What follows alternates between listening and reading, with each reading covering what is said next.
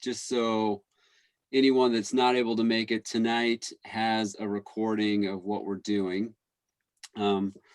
What my plan here is, this is sort of going to be fairly informal. I've got the routes all highlighted. I'll do a screen share here in a moment and talk through the Yosemite trip. I should be able to do that fairly quickly. I've got it pretty well locked down. And then I really want to give folks a chance to ask any questions they have. So that's really our plan for tonight.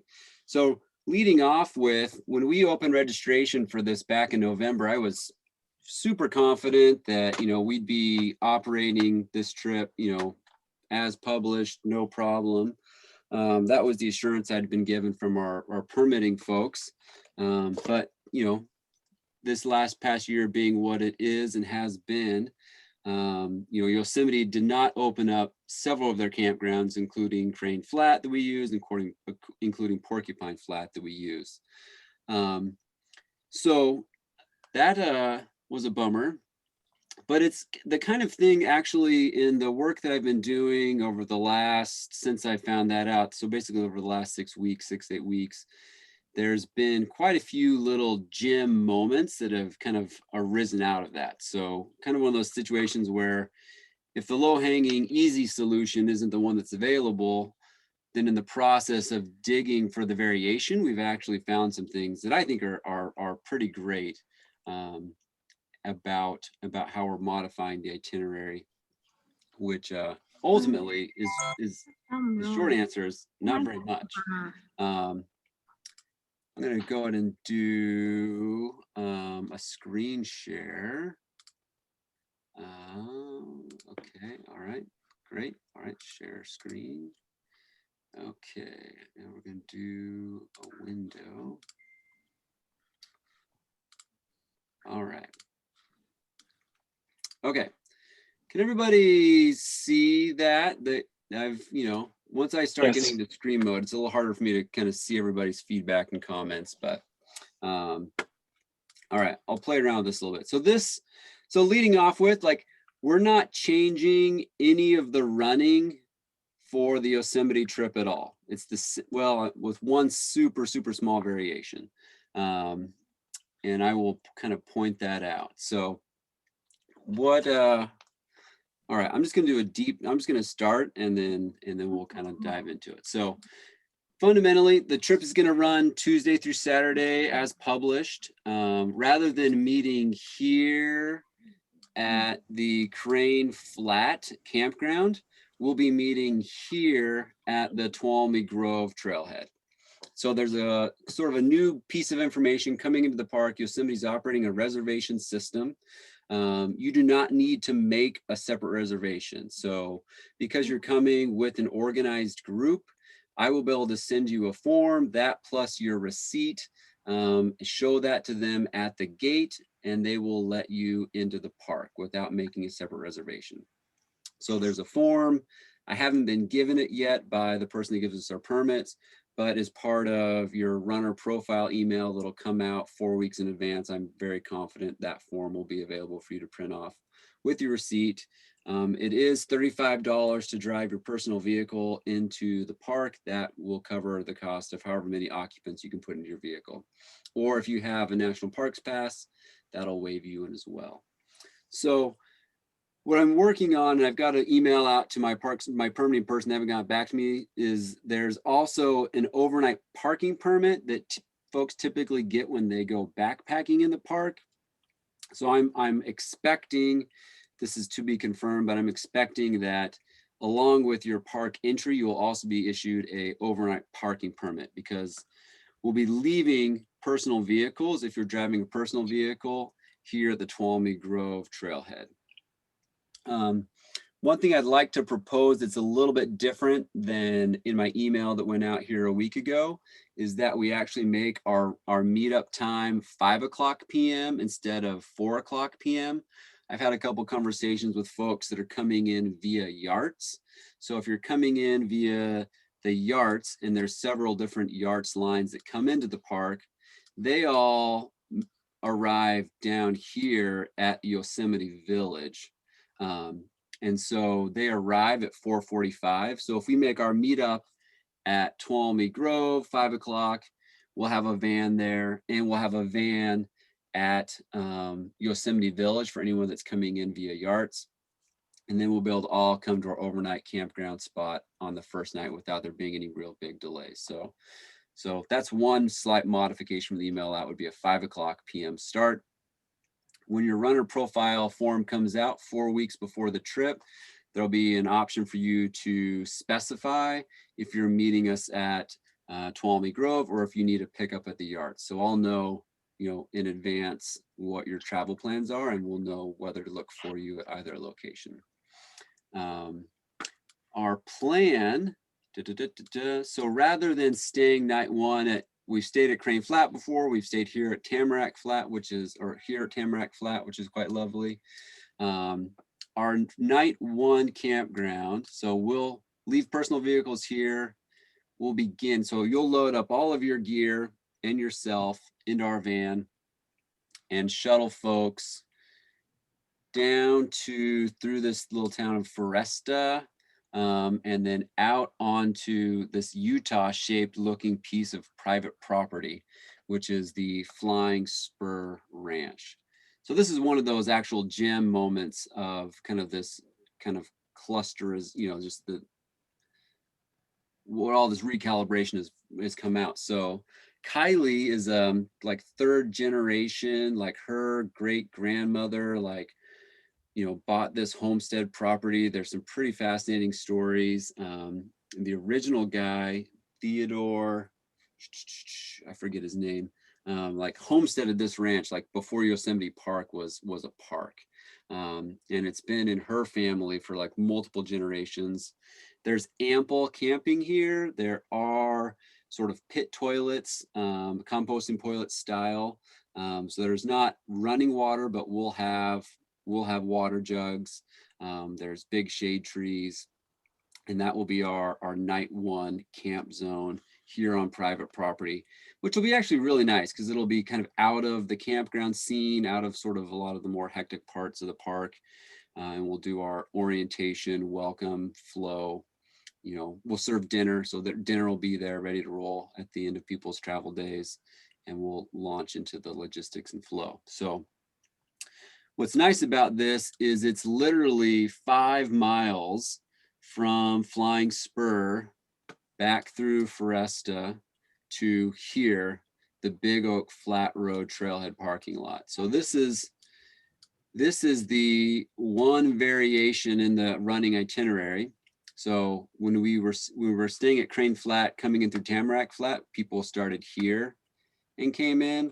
We're gonna start here and then come up and gain this trail here that follows basically the whole north rim of Yosemite Valley. So like here's El Capitan. So this is a little out and back from the top of El Cap. Each one of these little points has just gorgeous, beautiful views of the valley. Each one has a little bit different of a flavor. But day one run follows this north rim of Yosemite Valley. You're looking right into Yosemite Falls is here. North Dome, it looks right out at Half Dome, super fantastic. And then we'll come up and finish day one here. So typically, we stay here at Porcupine Flat. This campground, unfortunately, is not opening, so it's unavailable for our use. So what is a modification in our itinerary is rather than just being able to run in and base camp out of here, we have to shuttle people out of the park to camp. So we'll have 2 vans that you will be running these shuttles on. And they'll just basically be on the loop. So as people finish, we'll have coolers, appetizers, drinks, chairs. It'll basically be like a post-run aid, recovery, relaxation session until we get 4 or 5 runners, and then we'll start kind of looping people back to where we'll be camping, which is, I'm kind of zooming out here a little bit. So if Porcupine Flat's here, our camp will be here at Tioga Lake Campground. So, which is the distance of like 25, 30 miles. It will take, because they're winding roads, that is, from the longest point here in will probably take us 45 minutes. Not all of our shuttles will be that long. We'll have base camp will be set up and established. My staff will move all of your personal gear that you've brought with you, your duffel. I call it the duffel shuffle. So we'll do the duffel shuffle, and all of that personal gear will be waiting for you here at Tioga Lake. We'll serve dinner. We'll go over the next day. We'll have breakfast, and then we'll shuttle people back into the park. And then day 2 is May Lake around Tuolumne Peak, 10 Lakes Basin. Post-run aid station, shuttle people back out to here. Day 3, overnight dinner. Day 3, shuttle people in to Cathedral Pass, up and over Cathedral Lake, Cathedral Pass. This is a really fantastic day. Big loop, kind of U-shaped loop coming up over Clouds Rest, which is incredible. And then finishing at Tenaya Lake, where, the great thing about that shuttle day is you can swim / drink your recovery beverage waiting for the shuttle here.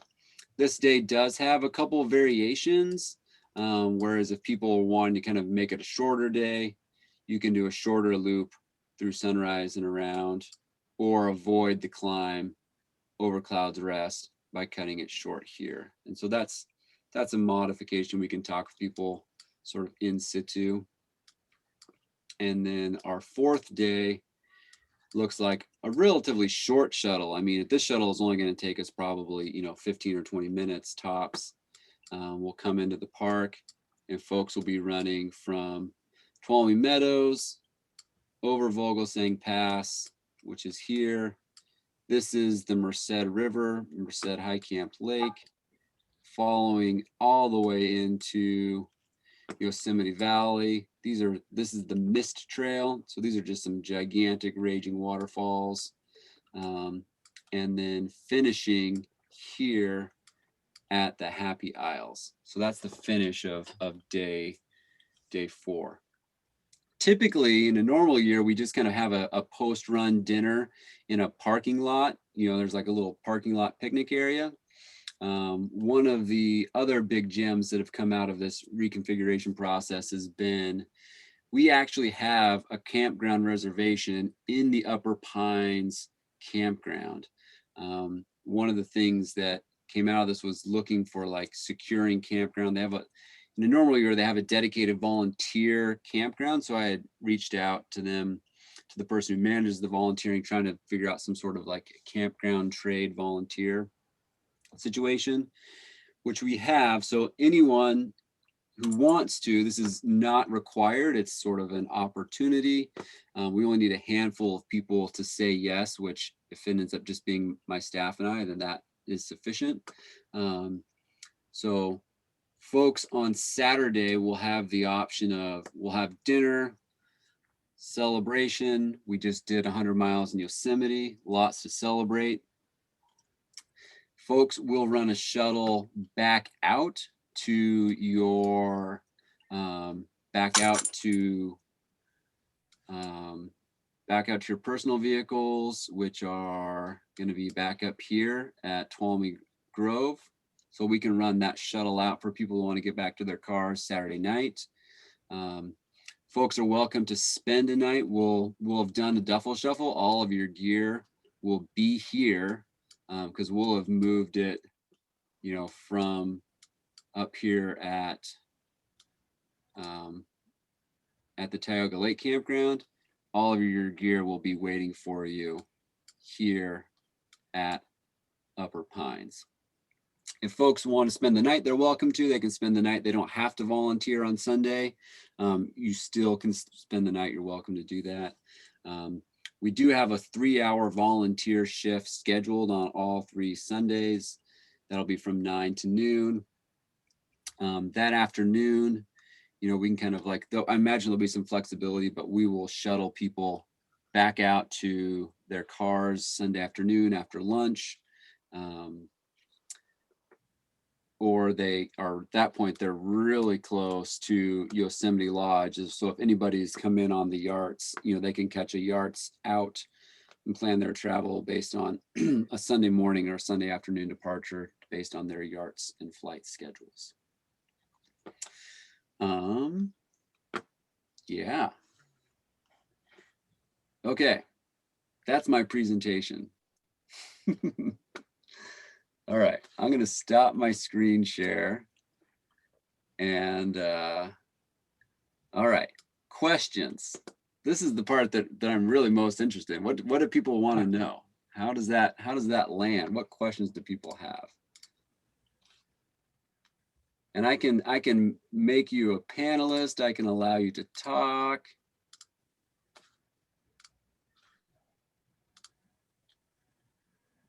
I'm giving everyone talking privileges right now. What time will we end the running day on the last day, from Jess? Well, that depends on how speedy you are. So, we can do it however early a start as people need to. I mean, typically we're doing breakfast at 7, running, we can be probably dropping runners between 8 and 8:30, no problem. The last day is a net down. So it's a 25-mile day. And let me pull up the mileage exactly. 25-mile day with close to 3,000 feet of gain, but 5,000 feet of descent. So you're following the river flow out once you get up to Vogelsang Pass. So people do it pretty quickly, but it's just kind of hard to say what time we'll finish. If people want to make travel plans for Saturday, I generally don't recommend people making travel plans on Saturday night, just because you just never know, like if something comes up. So is that helpful, Jess? I don't know. Are there showers at Tioga Lake? So there's an Aspire shower at Tioga Lake. So for those of you that have hung with Aspire before know we have a portable backcountry shower that has hot water. And it's better than you think. If anybody else wants to kind of weigh in on that, that's used the Aspire shower before, add some commentary on that, feel free. So it's fantastic. Which airport do you think is the closest to the parking spot? Oh man, I don't have the view. There's on my, let me pull up my, on the airport question. If you look at the, maybe I'll do a screen share for this.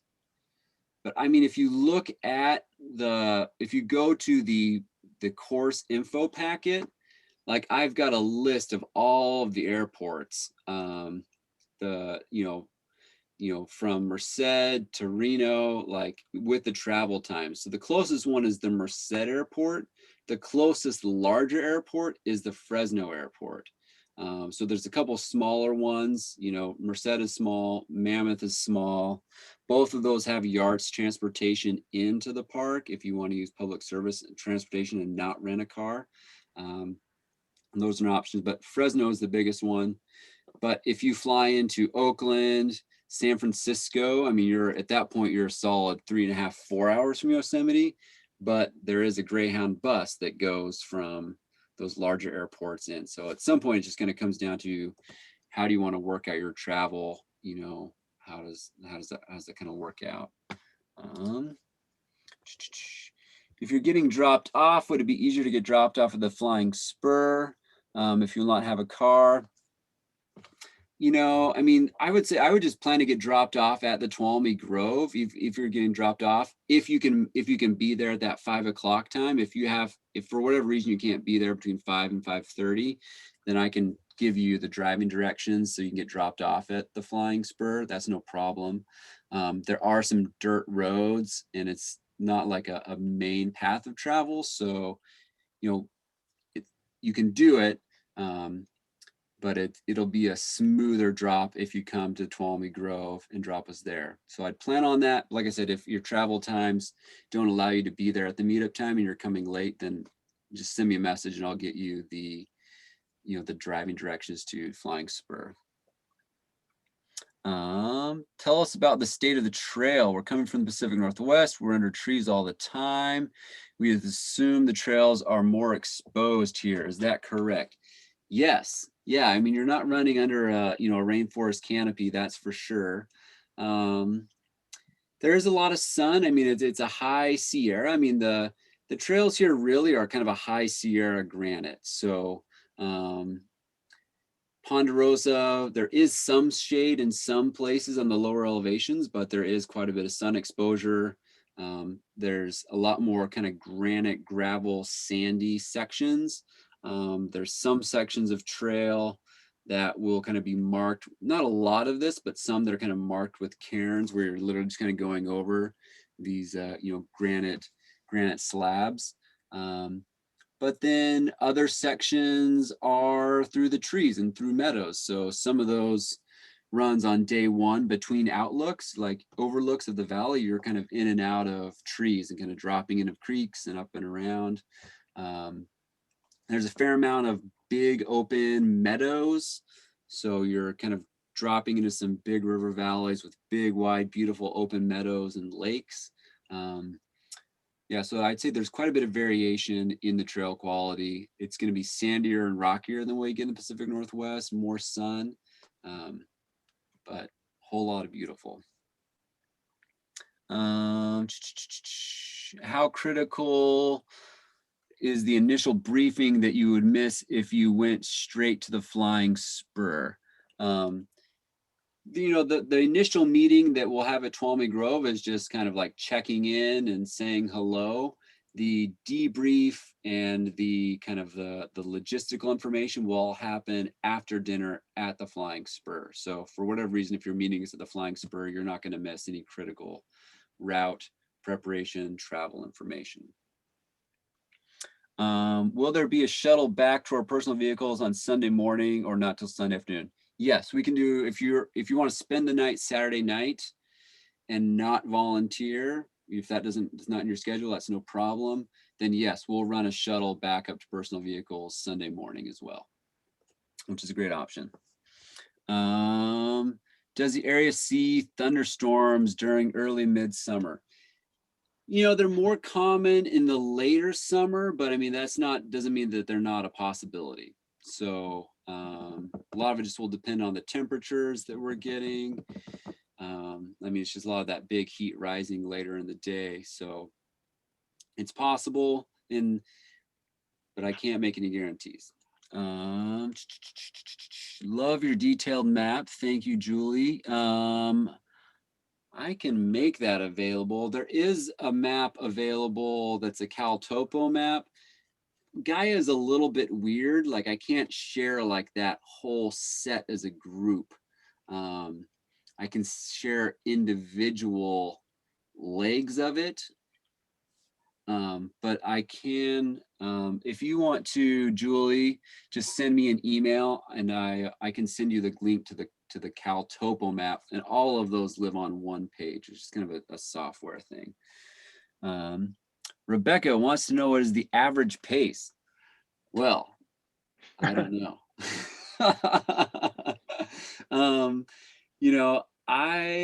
The real beauty about traveling with Aspire is your pace really doesn't matter. We don't expect people to stick together. Our model is the safety sandwich. So we'll always have someone behind and sweeping, and then my other two staff will set up. They'll basically be there at the finish, that kind of cushy little post-finish aid station. One of them will run from the finish back to the start, and they're counting for everyone. So we've got 13 runners for each trip. So they'll be looking for 13 people inside of that safety sandwich. They'll have first aid kit, extra gels, hydration, motivation, sort of, psychological support for folks as they're finishing. you know, it's super common for people to hike all the uphills and jog all the flats. It's not uncommon to have people like walk large sections of the trail. And so in terms of pacing, it really kind of comes down to what your personal motivations look like. You know, one of the things I love about our trips is we get very accomplished, fast, capable runners, you know, who have, you know, resumes that I'm like super impressed by and aspire to. And we have people for whom this is like kind of their first ultra or kind of first stage style trip. And both of those people can participate in our trips and move at a different pace. And it's really not a problem. Bum, bum, bum, bum. Average age. Average age. I'd have to kind of, I mean, I'd have to look on the kind of the data and the breakdown for this particular group. But in general, our age range is typically from kind of the late 30s through early 60s, with it kind of skewed more to the upper end. So more people in their 40s, 50s, and early 60s than in their early 30s. And generally, we have a pretty solid 50-50 male split. Rebecca, if you want me to, if you want to know like more exact, send me an email and I can pull up the demographic data and let you know exactly what the average age is. Can we bring our personal vehicle back to the campground Saturday night? Maybe. I'd have to think about that one a little bit. And that would just kind of largely be how many staff are available to do that. So Jeff, Teresa, let me think about that one a little bit and see if we can't swing it. We might be able to pull it off for like one person. We wouldn't be able to offer it up to everyone just because we won't have the manpower, or the woman power, or the person power to shuttle a lot of vehicles into Lower Pines. Well, can I talk? Oh yeah, go ahead. The question, if you're going to shuttle people out to get their car on Saturday night, we could just go out and with them and just drive back in. Yeah, we could do that. Yeah, that That's what I was thinking. I mean, we're going to be in our van, so we could sleep in our van. Yeah, last night. It's just that would work. Yeah, that would totally work. That's just a thought. I don't know if maybe we just want to hang out at camp and not worry about it, but yeah, I mean, it takes a little bit of a time to get from Lower Pines back out to the Merced Grove, to the Tuolumne Grove and back. So, right. I think if you're doing it that way, it would work. I just can't guarantee that my staff could pick it up on their way back in and have it wait. No, that's not what I was thinking. Yep, gotcha. Boom, boom, boom, boom. Can we bring, got that one. I've heard bears are in the area. Should we assume we'll see them? I sure hope so. Yeah, I mean, we've been down there and definitely seen bears. They're definitely active in that area. You look at some of the historical stories from like bears in Yosemite back in like the 80s, early 90s, and they're like tearing apart cars and like because people are leaving their food in them. So Yosemite has got a very, very strict food, in bear boxes sort of policy. Yeah, I would expect to see some bears. They're not grizzlies. They're not like aggressive. It's one of those definitely respect, watch from a distance, don't get between moms and their cubs sort of things. There's not a lot of, I keep track on a lot of I get daily updates from the Yosemite community. And they report the amount of like accidents and really most accidents with bears in terms of, I'm kind of going off a little on bears, but like most accidents relating humans and bears are either people being negligent with their food, which Yosemite is really strict about. So those interactions have really come down a lot. But unfortunately, most bears accidents happen when people are just driving too fast on the roads and they actually like with their vehicles hit the bears because they're just not really paying attention when they're driving. There's not a lot of reports of like aggressive bear to human interaction and behavior. So if you want to know more, and then Stephanie, you're also asking about water sources. There's definitely water on the trail. Not as much as we get up here in the Pacific Northwest. Like I would definitely run with 2 liters and a filter. And that will cover, each day is a little bit different. Like day 1, you're kind of up on a ridge, you're going between creek crossings that are coming into the valley. We'll go over it day by day to kind of what to expect on the trail, but plan on a filter, plan on a 2-liter capacity, and you can kind of adjust that, for each day of your running. Rebecca, your trainers told you this Spur is awesome. Yes, they are. Will there be a lot less people in the park due to the national park? I would say, yeah, that's a really great question. I would think, yeah, there's going to be less people, which is great for us. They are on a reservation system, and I actually don't know off the top of my head what percentage of capacity they're capping at, but fundamentally, like there's people that want to get in that can't. So yeah, I would expect it to be less. Hey, Abram. Yeah. This is Rosie. I was just curious. I've never been to Yosei, but you do hear about those epic crowds. Uh-huh.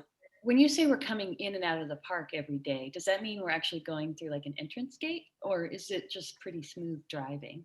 Yeah, good question. So we will be coming in and out of the park via the Tioga Road. So I could pull that map back up if you'd like, but that's sort of the kind of the High Sierra northernmost park entrance that is not it's serviced via the east side of the Sierra. So you hear about Yosemite being full and hectic, and that's largely attributed to what happens in Yosemite Valley, sort of the main body of the park, that main Yosemite Valley, which that place can be a total zoo.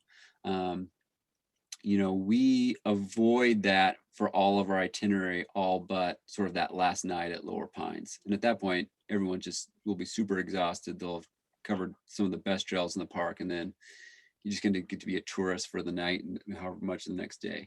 It's kind of I'm taking a long time to answer your question, which is like coming in and out of the Tioga Road at 8 o'clock in the morning when we're coming in and out of it, and later in the evening.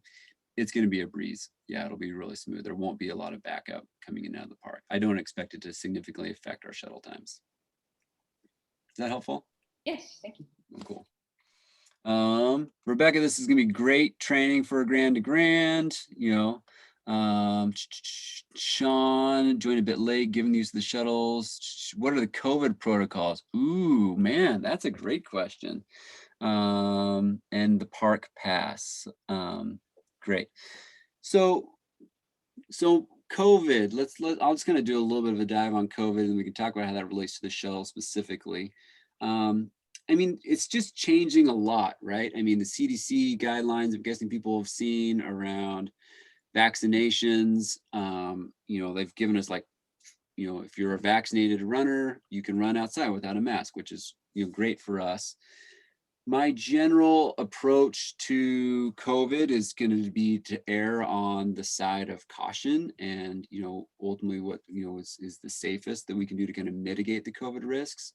We will be shuttling people, so that will, unless everybody in the group and everybody is vaccinated, then I think that changes the dynamic. But even if we have one person who's unvaccinated or a couple people are unvaccinated, then we will be wearing masks with the windows down for the shuttles. So we'll have 2 12-passenger vans. And so I imagine we will not be running those at capacity. So we have 13 runners per trip. And so we'll put those at a 50% capacity and keep the windows down. Sean, you also asked about the park pass. You will need, this will come out in an email. There is a reservation system currently enforced from the park. And so your participation in your trip with us, I'll send you a link to a form that you can download. That they told me with this form plus your receipt, plus $35 will get you into the park. If you have a national park pass, then those are good for a year. Okay. I don't know if that's Rebecca Brown from Spokane. Maybe she can answer that. Oh, Wendy wants to know about what volunteering entails. Do we need to bring boots and gloves? That's a really great question, Wendy. I haven't been given the debrief, the details on what that would look like. I can ask our park person and trying to get some more information about that 4 weeks before the trip to kind of have a sense of what it is. I kind of imagine it could look, I'm not going to guess, but I could imagine it looking like litter pickup, cleanup. I don't know, but like I will get more information and come back to you on that. So let me know that.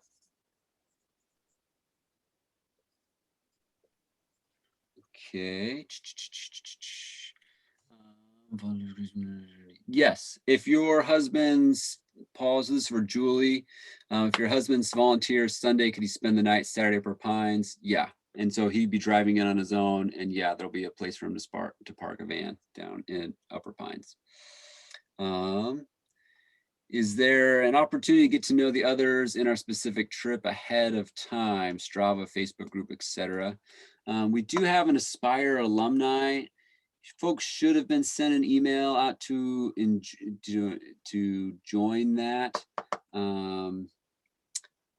If Brittany, you want to kind of get to know other people, like, I don't know, what trip you signed up for, Brittany? Can you hear me?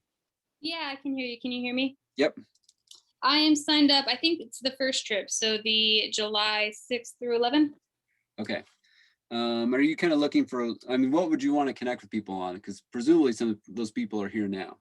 Oh, well, I was just kind of curious if there was like a Strava group or I don't know, somewhere that you just kind of chat with the people that you're going to meet ahead of time. But I guess, I don't know. Just wondering. We have a general Aspire alumni that I can send you an invite to. It's not trip specific. And we have a Strava, we have a public Strava group, and we have a spring training Strava group, but they're not trip specific ones. So they're more generic. Gotcha. Okay. So this is probably your best chance here right now to kind of connect with people. And if you want to reach out to someone or had questions, I'm happy to like connect you with the other people in your group via email. It's probably the easiest way for me to do it if you wanted to reach out to them. Okay, cool.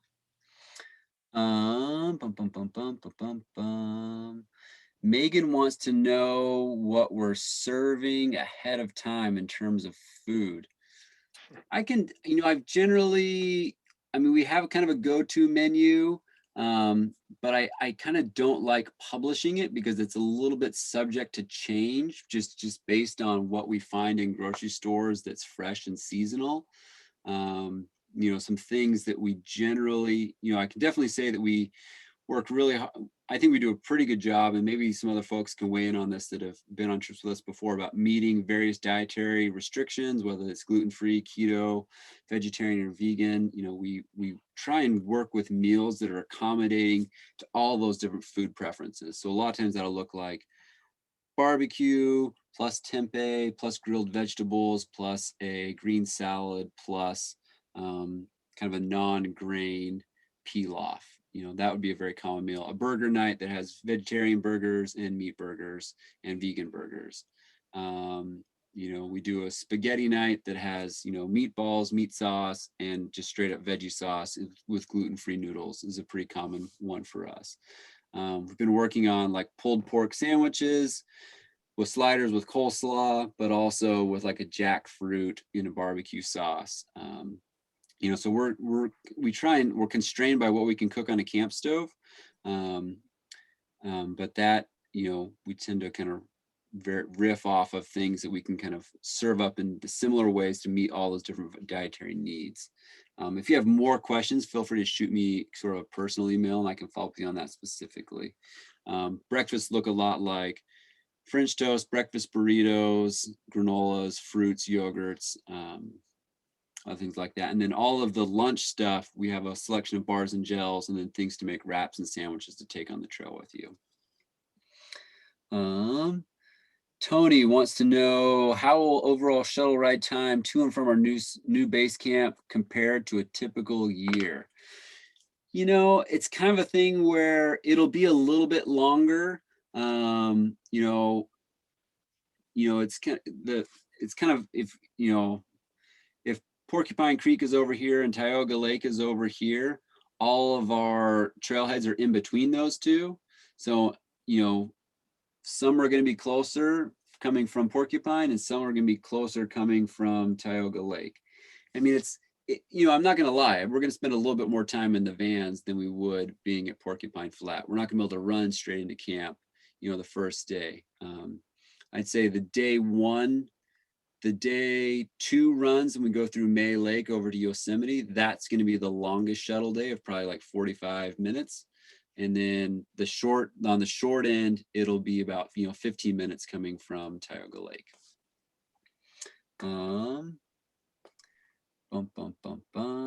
So Josh wants to know, how could you again review the offerings, if any, for an additional overnight with the staff, either the Monday preceding or the Sunday following on day 4? So the Sunday following. So if you're interested in coming and staying, so I think we've talked before, Josh, the Aspire crew are going to be down there the whole time. We're going to, once we get that campground at Tioga Lake, we're going to hold on to it the whole time. We've got an open stay policy with the folks at the Flying J Ranch, the Flying Spur.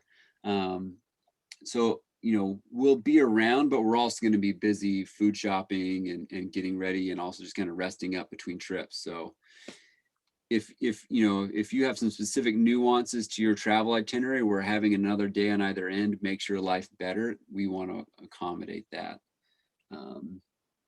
Stephanie says the food is so good, and Jess says we cater to all restrictions. Franny, we do kind of like bars, wraps, peanut butter and jelly. The wraps are pretty great. We hummus, veggies and stuff to get wrapped up in a tortilla. Sean, well, then with the new campsites for 2 through 4 being outside the park, once camp is set up, is there an Aspire staff on site with possessions? Just want to get a sense of security, what things to bring or not bring that won't be with us on the trail. That's a good question.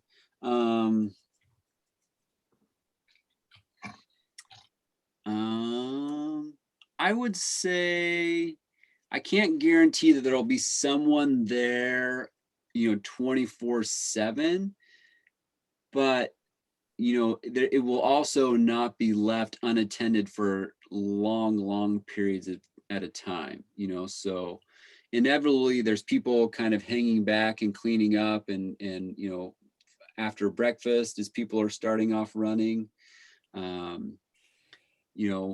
We're going to have an extra staff person. Normally we run a crew of 3. We're going to have a 4th person to kind of help shuttle vans.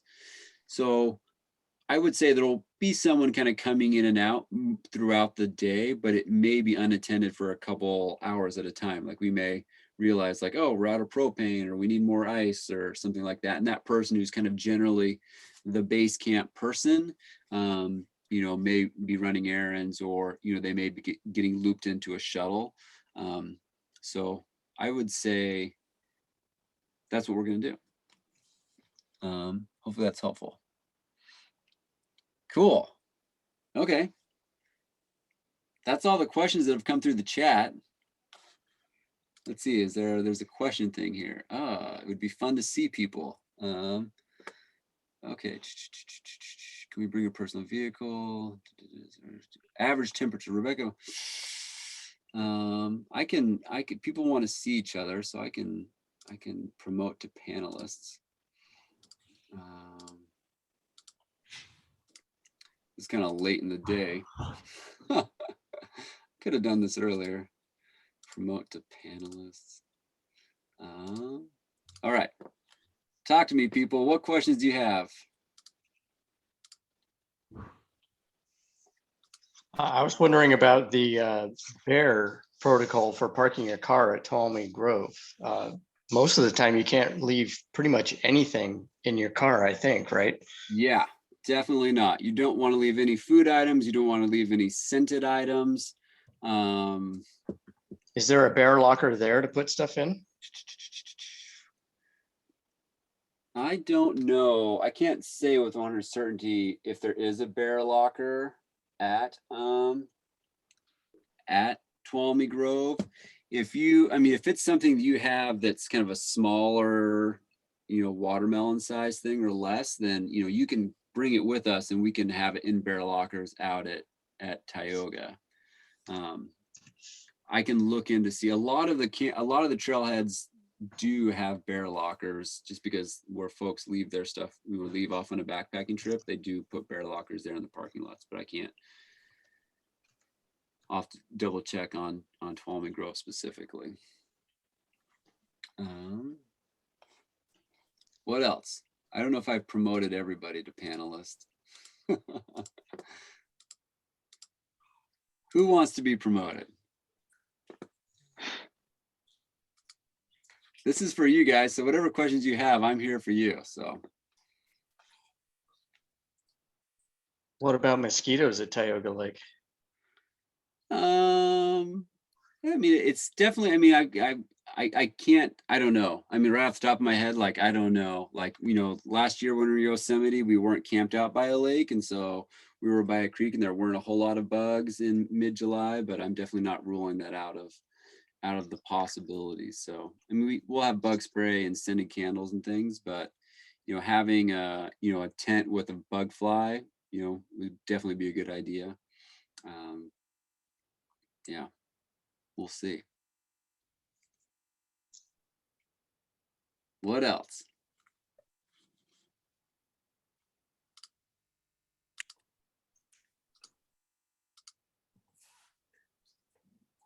Okay.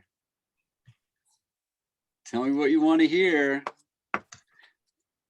Well, I would say too, if folks have other questions, I'm totally available via email anytime. If you want to talk through anything over the phone, I can happy to set up a chat, just kind of check in and go over your specific situation, your specific questions, like Josh and that, the extra night of camping.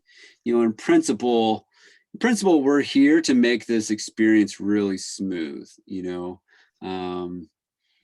We've got a fair amount of experience kind of doing all of this. Yosemite is a logistically complicated place in a normal year, but we've worked out a pretty smooth itinerary, and we'll do all that heavy lifting on the back end.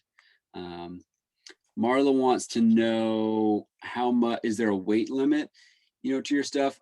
Really, if you can keep here's good etiquette is to get everything you have into a single duffel. So that way the duffel shuffle is like anywhere between an 80 and 110 liter duffel. Get everything to fit into there. Maybe that and another little small backpack or stuff or something like that. But the more you can keep everything contained into an 80 to 100 and 110 liter device, or, duffel suitcase, and that's gonna be the easiest way to do it. So. Okay. All right. Hey, Sean, I can see you now. You got a haircut. You're looking all sharp. You weren't missing out on much, homie. Good to see you, though. Thanks, man. You too. Yeah. Okay. Anybody else? I'm not here to keep you all night. I mean, you guys all have like families and stuff to do, right? Oh, new one. So excited. Okay, well, here's what I would say, and kind of in wrapping it up then, if I recognize this is a bit of a change from our published original itinerary. Really just kind of comes down to those extra shuttles. It's just what we have to do this year. And, I'm for sure not canceling. We're for sure going to go down and run these trails. It's a really fantastic trip.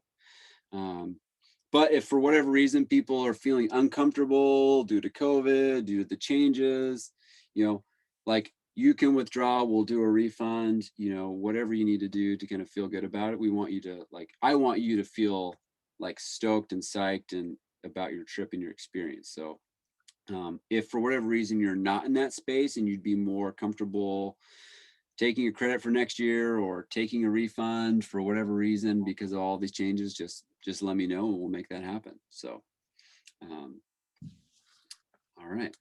But if I do want to kind of put a caveat on that, is like, if you could let me know if that's where you're going to be, like, let me know inside of a week, so that way I can open up any spots that do open up to others. I think at this point we have one spot left on the third trip. So if anybody on that last July 20 to 24 trip knows someone,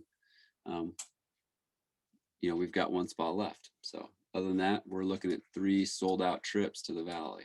So cool. Okay. All right, folks. Good to see all of you. Thanks for your time. Thanks for your questions. I'm going to end this thing and we'll see you all in the valley here in July. All right. Good night. Later, Abram. Yeah. See ya. Bye.